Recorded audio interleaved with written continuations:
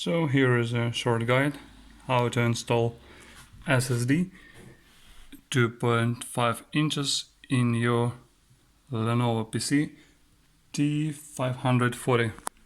So it's quite simple. You just need to buy 2.5 inches to 3.5 inches adapter. It's some just installation frame, the cheapest one I bought. And what you need more, it's the cables.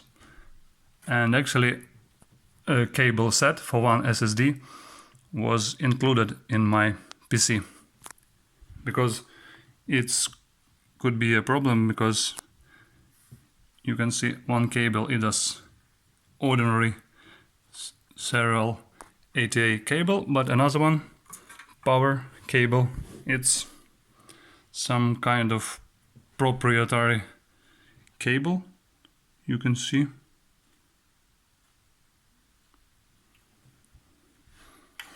And here I didn't have right size of screws to put it on the chassis, so I just used some strips, but I don't think it will be a problem. And I also have bought two memory models, but it's no problem to install them, so it's not necessary to explain. I think that's all.